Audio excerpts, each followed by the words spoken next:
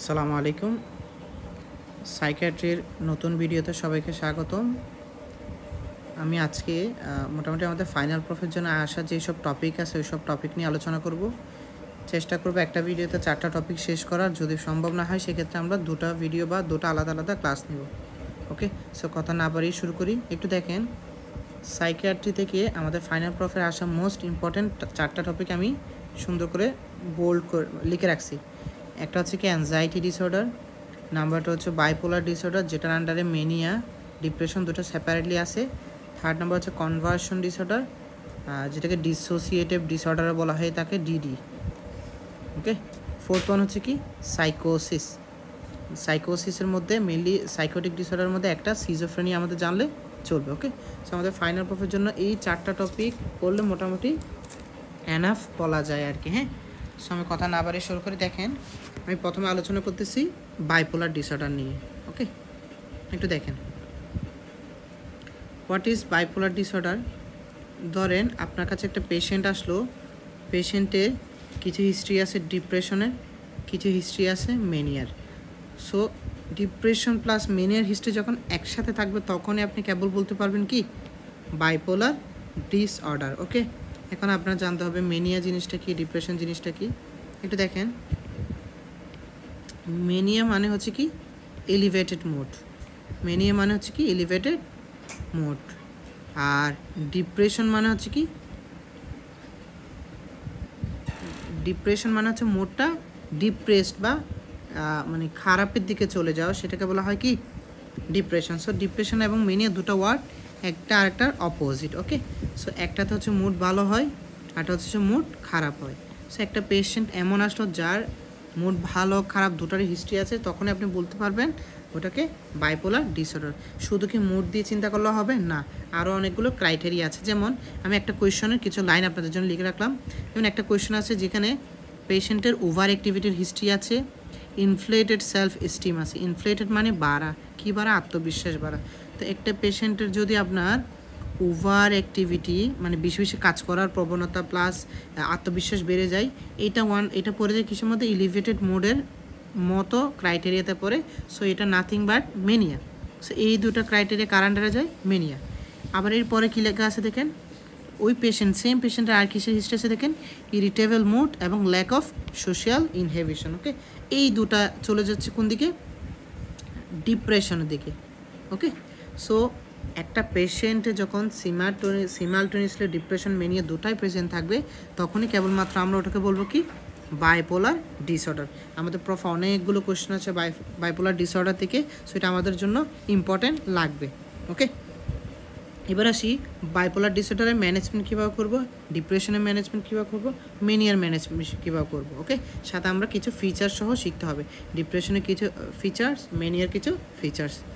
Otherwise আমরা ফিচার্সগুলো আমাদের আসলে পরীক্ষার জন্য যতটা ইম্পর্টেন্ট তার চেয়ে বেশি ইম্পর্টেন্ট হচ্ছে কোয়েশ্চনটাকে ডিফারেন্সিয়েট করা।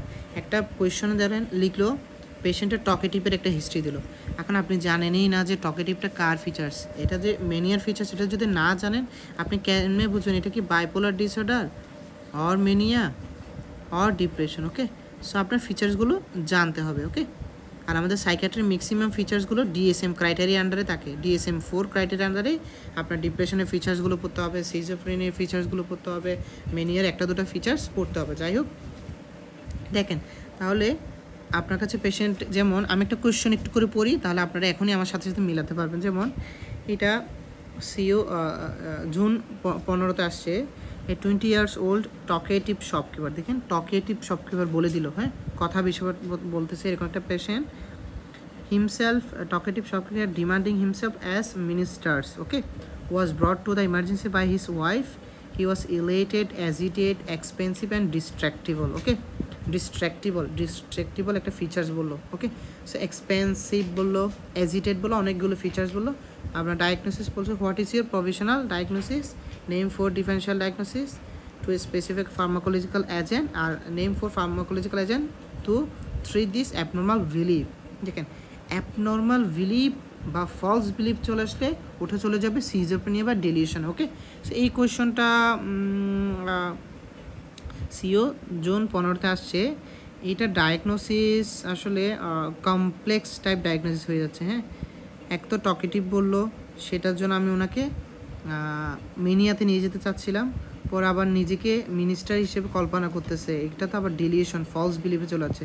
সো এই প্রশ্নটা আমরা স্কিপ করতেছি, এরকম প্রশ্ন আসার সম্ভাবনা খুবই কম আমাদের। আমি একটা bipolar disorder, complete bipolar disorder question একটু আপনাদের সামনে একটু আগে রাখলাম। সেটা হচ্ছে কি, কিছু পজিটিভ ফিচার্স থাকবে, কিছু ডিপ্রেশনের ফিচার্স থাকবে, কিছু মেনিয়ার ফিচার্স থাকবে। যাই হোক, ম্যানেজমেন্ট কীভাবে করবেন একটু নিচের দিকে আসে দেখেন। In case a bipolar disorder আমাদের ম্যানেজমেন্ট হবে, দেখেন, in case a bipolar disorder আমাদের ম্যানেজমেন্ট হবে anti depressive drug, antipsychotic drug, সাথে কিছু মুড স্টেবিলাইজিং এজেন্ট। কী কী আছে? Lithium, carbamazepine, sodium valproate, lamotrigine. তাহলে এগুলো হচ্ছে বাইপোলার ডিসঅর্ডারের ম্যানেজমেন্ট।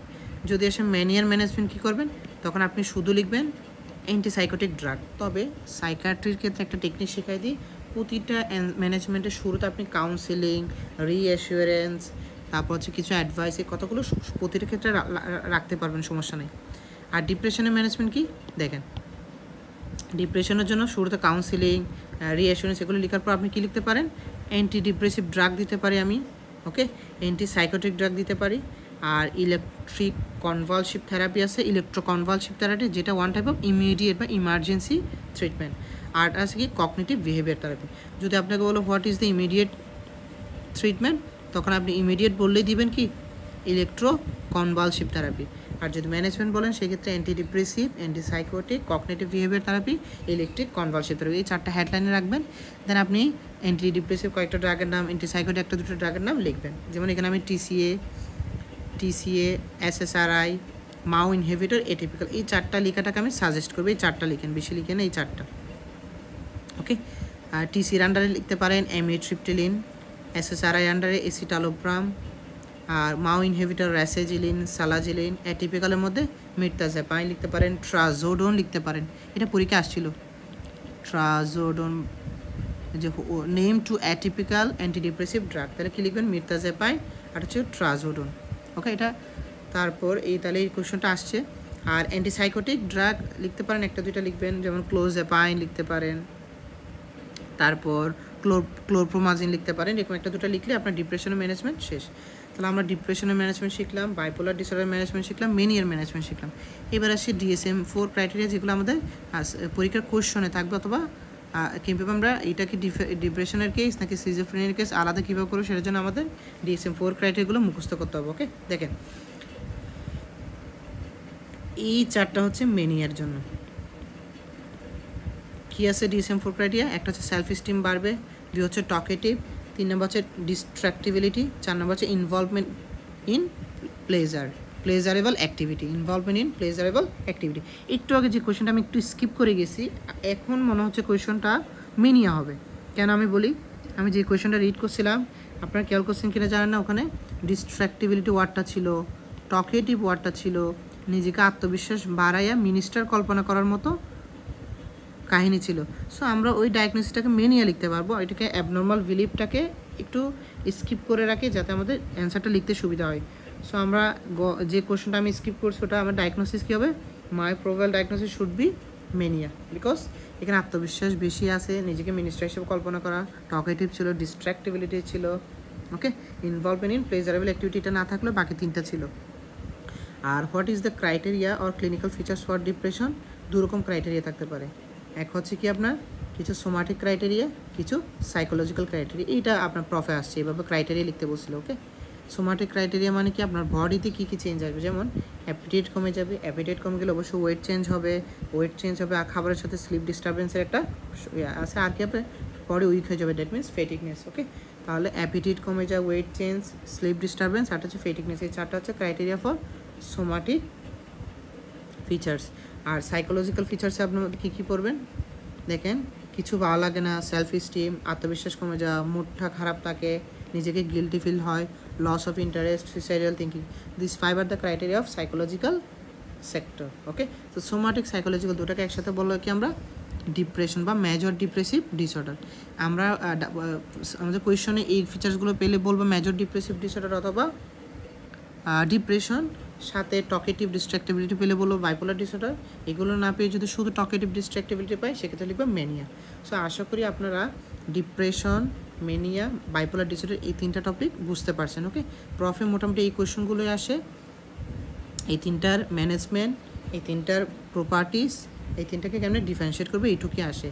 আর একটা কোয়েশন তো বললাম ইমিডিয়েট ট্রিটমেন্ট অফ ডিপ্রেশন বললে লিখবেন কি, what are the immediate treatment of depression, সেক্ষেত্রে লিখবেন ইলেকট্রো কনভালসিভ থেরাপি। ওকে, আর অ্যাটিপিক্যাল বলতে মির্তাজেপাইন, ট্রাজোডন। ট্রাজোডন বানানটা একটু দেখে নিন, আমার একটু কনফিউশন মনে হচ্ছে, ট্রজোডনও হতে পারে, ট্রাজোডনও হতে পারে। আচ্ছা যাই হোক একটু দেখে নিন, ট্রাজোডন এবং মির্তাজেপাইন এই দুটো হচ্ছে কি আপনার, মির্তাজেপাইন এই দুটো হচ্ছে কি অ্যাটিপিক্যাল অ্যান্টি ডিপ্রেসিভ ড্রাগ। ওকে, সো মোটামুটি ডিপ্রেশন থেকে এটুক জানলে চলবে। ধন্যবাদ। আমরা নেক্সট ভিডিওতে ইনশাল্লাহ আমাদের সাইকিয়াট্রি অন্য একটা ডিজিজ নিয়ে কথা বলবো। ওকে, আসসালামু আলাইকুম ওয়া রাহমাতুল্লাহ।